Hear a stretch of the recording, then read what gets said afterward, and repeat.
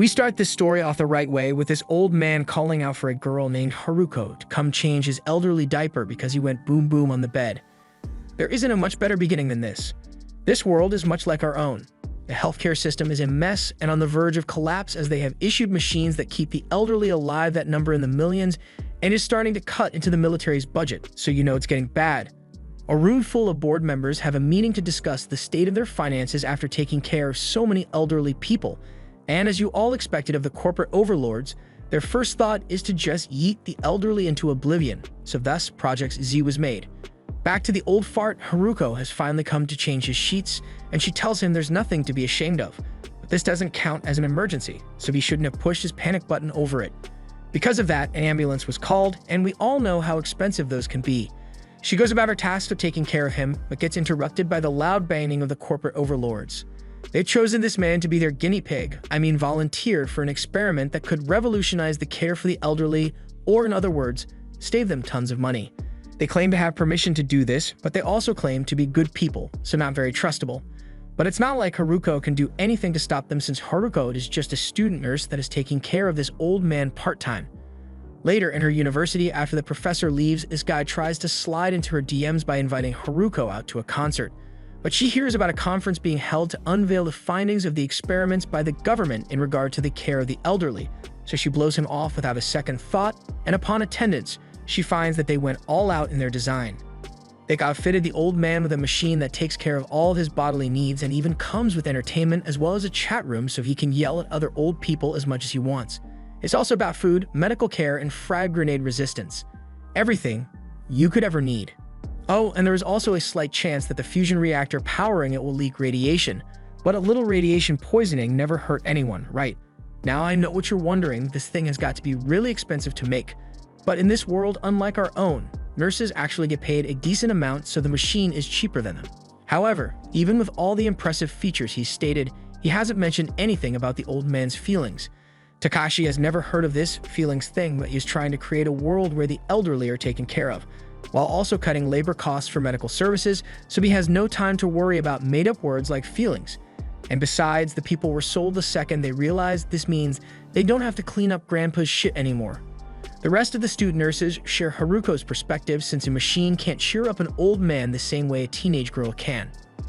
One of Haruko's friends comes by and tells her that something rather strange has happened to her computer, and as she goes to check it out, she sees her name printed all over the screen. And even if they shut the computer down, the same thing just pops up on another computer. So since it seems like some sort of message, her friend decides to print it out to see if there's a pattern. But then something really weird happens and Haruko sees a message from the old man, seeming like he's asking for help. The group springs into action, driving off in the middle of the night to the research facility to save the old man. And somehow all get in without being spotted. But the guy in the group doesn't think it's such a good idea to be sneaking in like this. However, no one cares what he thinks. While Haruko's friend has her melons in the geezer's face, they all try to find a way to get Mr. Takazawa, but then the corpo comes back, and he is not happy. He should have them arrested for this. It's illegal to sneak into a heavily guarded, well, not so guarded research facility. However, Haruko asserts that she got a message from Mr. Takazawa asking for help, so it was her duty as a nurse to come help him. They check the machine and realize that she is indeed telling the truth, but being able to contact people outside is expensive, so they're just going to remove that feature. He tells them he won't be pressing charges against them since they helped him find a problem, so they are all about to leave. But then they hear Takazawa calling for help and Haruko immediately forgets her 3 years of medical knowledge and tries to pull the sensors straight out of the old man. Now I'm against hitting girls, but his bitch is stupid. Those sensors are connected to Takazawa's nerve endings, so she would quite literally kill a man if she pulled those out now. He starts fighting with the kids, but something strange happens after that. Takazawa's bed starts moving on its own, and it is as though he has control over it. He says he wants to go home with Haruko, so he uses the bed to ram the Takashi out of the way and escapes with the kids into an elevator. But while they've managed to get away from him for now, what's crazy is that he's still basically their boss, so they are still going to have to meet him on Monday when they come in for work. The guy is too slow and ends up getting left behind while the girls race around on Takazawa's bed, mech with a 5-star wanted level. They get cornered back at his home and the city brought in the entire police force to catch them.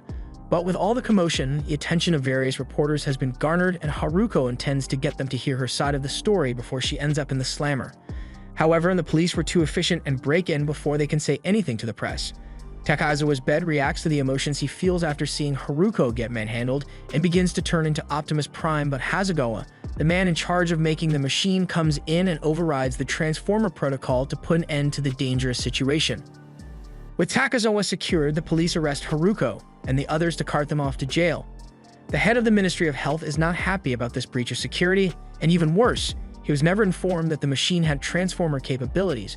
But as he tries to pin all the blame on Hasegawa, Hasegawa hits in with the Uno reverse and reveals that he had orders from higher up in the chain of command to use the machine for national security, so the Minister of Health is out of his depth and gets chewed out over the phone.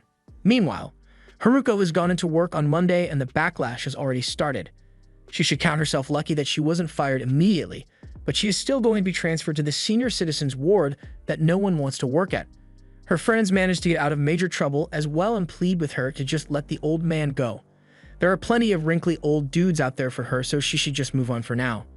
Haruko is still down in the dumps about this whole thing and spends her time working in the senior citizen's home, but she overhears some old farts having fun and asks what they are up to. They are just having the usual old people's fun, hacking a secure database, leaking tax evasion evidence to the press, and then having a cup of prune juice. Haruko can't believe they just casually uncovered millions in evaded taxes, but the little old man's computer skills are still as sharp as ever, unlike a certain appendage of his. She asks if she can see, so the man starts taking off his trousers thinking he is about to play Johnny Sins or something, but she has to wrestle to calm him down and keep his pants on because she has a favor to ask of him. She wants him to hack into the machine that Takazawa is in, so late into the night, the old man tries to do just that, but it's not going to be an easy one to break. Eventually, they manage to get through the firewall and gain access to the machine, but Takazawa isn't responding at all, so the old tech genius assumes there must be some kind of lock on his ability to respond to them. To get around this, they need to use something that means a lot to him, and Haruko knows just the thing. She runs over to her locker and pulls out one of Takazawa's precious pictures of his wife. She takes it to the computer genius, and I don't care how great of a genius he is. How the hell did he manage to recreate a voice from a picture of a woman that he never met? But it must have been accurate, because as soon as Takazawa heard that voice, he woke up. A nurse in charge of watching him sees Takazawa talking to a disembodied voice of his dead wife and sensing paranormal activity late in a deserted hospital. She isn't about to take a gamble on what kind of theme this story is going to take, so she runs away. Back with Haruko, Computer Man took a look at the specs of the machine, and it's looking a lot like a biochip to him. Biochips are computers that are made out of living things mainly for warfare, so they are being developed by the Pentagon. In other words, Haruko is up against the Pentagon to save Takazawa, but the computer genius has dealt with worse than them before. In the hospital, that nurse had called for backup to come handle the situation, but by the time they arrived, it was too late. Sub-Optimus Prime was in full effect thanks to Haruko, and there was no stopping it now. The machine busts Takazawa out of the hospital room and through the floor, definitely not killing dozens of people before escaping out onto the road and transforming into its car mode. Right now, it is being driven by the emotions of Takazawa as he has memory of his beloved wife flash before his eyes. He turns and enters an arcade, immediately destroying anything in its vicinity. Haruko rushes off to find Takazawa, and after she is gone, the tech genius realizes that the machine has taken on the personality of the wife of Takazawa. Hasegawa and Takashi rush over to the hospital to find Haruko, because they know she has got to be behind this somehow. But by the time they arrive there, she has already left to find Takazawa, and the old men at the senior center have already covered their tracks. So there's nothing much to find here aside from a few floppy disks, so they just head over to capture Takazawa. By the time they get to him, he has gone full Optimus, and the entire defense force gets called out to stop him. Hasegawa asks if they can please destroy the machine with care so he doesn't lose all this hard work, but the defense captain is gonna go scorched earth if he has to do so to stop the machine. But as they are about to stick the bulldozers in it, Haruko shows up and tells them to stop because they would end up hurting Takazawa, but rather than listen to what she has to say, as soon as they see her, that wanted star level comes back and all the police chase and pin her to the ground. But they did this in front of Takazawa, so the machine that has taken on the personality of his wife isn't going to let that just happen, so it chases the cops off. The defense force tries to put their bulldozer plan into action, but the machine is too quick to adapt and even merges with one of them. Haruko asks if Takazawa is alright in there, and the machine says in a sweet voice that he is fine, but a bit tired from all the excitement, so it is going to have to get going. After the wife robot is gone, the police reapprehend Haruko, and Takashi yells at her for causing all this destruction and putting his job on the line. But she says that she had to do it for the sake of Takazawa, and the casualties aren't her fault, even though they kind of are. Takashi and Hasegawa get in a helicopter to chase after the machine, and Haruko doesn't have money for an Uber, so she decides to copter pool with them as they take off. If anything, Takashi can respect the amount of effort Haruko is putting in to stick up for Takazawa, but the machine is far too powerful for anyone to control at this point. Even the military probably wouldn't be enough. And that's all because Hasegawa turned this thing into an Autobot without telling Takashi. Yet even with the casualties growing, Hasegawa is only excited that he finally gets to do some combat testing with the machine. This entire time, Takashi was actually working on helping the elderly, albeit mostly to save cost and efficiency. But Hasegawa has been on that pre-kidnapping Tony Stark grind, and even if he's going to be a warmonger, then he's definitely going to make sure he's a rich one by selling the tech. They spot Takazawa and the machine on a monorail and try to get in close to speak to him, but they run into some problems, resulting in Haruko and Takashi being in a very suspicious position. Takashi ends up falling out of the helicopter, but the machine's programming is still to save lives sometimes, so it catches him and continues driving across the rails. Hasegawa and Haruko bail, leaving him behind with the machine, and Takashi discovers that it has taken on the personality of Takazawa's dead wife, Haru. She tells him to calm down or his blood pressure will get too high, but that's kind of hard when he's inches away from falling to his death. Haru has got a lot to say to Takashi since he has been causing a lot of trouble for Takazawa. Takashi honestly wanted to help the old people of the world, but he failed to take their feelings into consideration. And while this machine is certainly useful, it can't substitute human interaction. Takashi admits that he may have gone a bit too far with his ambitions, but they can sort the issues out, so he pleads with Haru to turn this thing around for him. Right now, she is taking Takazawa to a beach he loved visiting before he got too old, but after that, if it's so important to Takashi, she agrees to do what he says. As they pull up to a tunnel, there has been a barricade put in place by Hasegawa to block the robot's advancement, but Takashi gets down and tells them to get the hell out of the way because he made a deal with the robot. If they let it take Takazawa to the beach for a bit, then it will come back with him quietly and without any further casualties, so Hasegawa does the smart thing and stands down. Or that's what I would like to say, but he doesn't do that. Instead, he unleashes his Decepticon model and has it fight Haru. But even though it is military grade, the Haru AI machine is able to beat it out of the way and continue on its goal to get to the beach.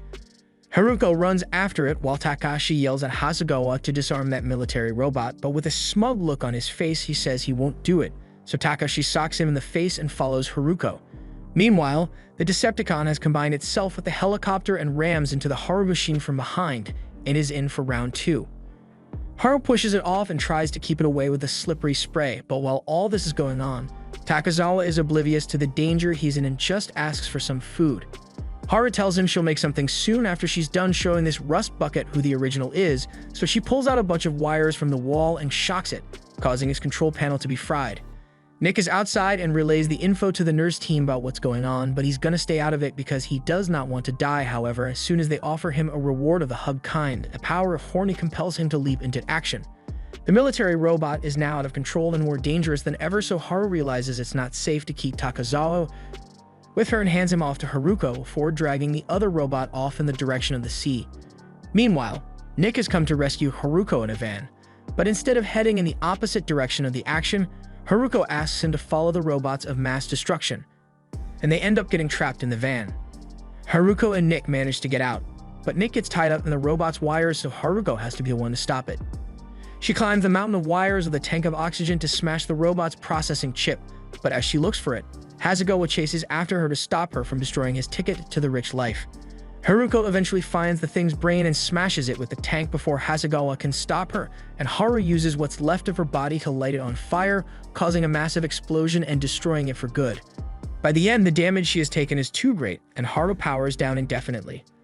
Later, things have mostly returned to normal, and Hasegawa has been arrested as the one behind the military robot design, but since Takashi had no clue about the intentions of Hasegawa, he is still a free man and is devoting himself to developing more humane care equipment. But for now, it is back to regular nurses taking care of patients, and we see Haruko visiting Takazawa in his new hospital room. All is well with the world until a large crash is heard and Haru Ai has come back to life in a new body to keep her promise of going to the beach with Takazawa. The end.